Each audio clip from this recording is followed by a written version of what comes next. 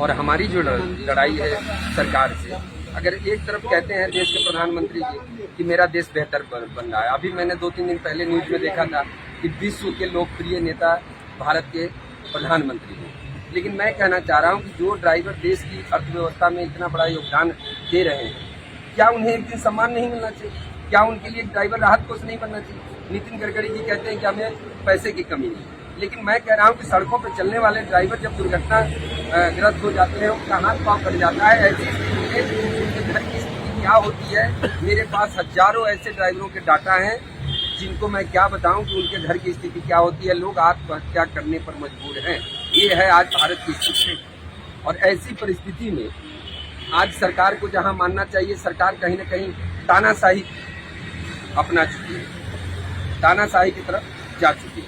और आज मैं आपको बता दूं कि अगर सरकार नहीं मानती है तो इसका जवाब हम लोग अपने मत का प्रयोग करके बताएंगे और इस सरकार को गिराएंगे, क्योंकि जो सरकार ड्राइवर के लिए काम नहीं करेगी, ऐसी सरकार भारत में नहीं रहेगी। मतलब कि ड्राइवर आयोग आप ऐसा समझ लें कि भारत में जैसे किसी भी चीज के लिए, जैसे एक कोई बीमारी होती है और उसके लिए जो वो कहते नहीं है कि एक टीका लगा दो तो सारी बीमारी खत्म हो जाती है, तो ड्राइवर आयोग भारत में मोटर सेक्टर में ड्राइवर को बचाने के लिए सबसे जरूरी है।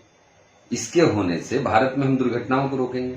भारत में मोटर सेक्टर से जो लोगों का रुझान नहीं है, हम इस मोटर सेक्टर से लोगों को कनेक्ट करेंगे, क्योंकि जब आप किसी भी सेक्टर को बेहतर बनाते हैं तो लोग खुद ब खुद आते हैं।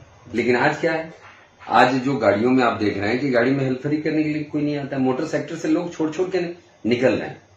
तो आप ऐसा समझ लें कि ड्राइवर आयोग जब बनेगा तो भारत में हर क्षण आप ऐसा समझ लें कि दुर्घटनाएं हो रही है, और दुर्घटनाओं में आपको पता है कि क्या मिलता है, चाहे वो इंश्योरेंस से हो या किसी भी कंपनी से क्या क्लेम हो रहा है।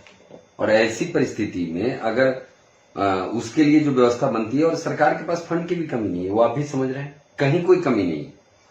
टोल के नाम पर जो पैसे उगाही किए जा रहे हैं, इंश्योरेंस के नाम पर जो गाड़ियों के पार्ट्स हैं, डीजल हैं, अगर उन सभी से थोड़ा सा एक फंड किया जाए तो एक राहत कुछ बन सकता है। कहीं कोई दिक्कत नहीं है, बशर्ते सरकार इसको बनाने की बात करे, उसको बेहतर बनाए कि हाँ हम कैसे इसको ड्राइवरों को बेहतरी के लिए काम करें। और ladies and gentleman, welcome to the channel.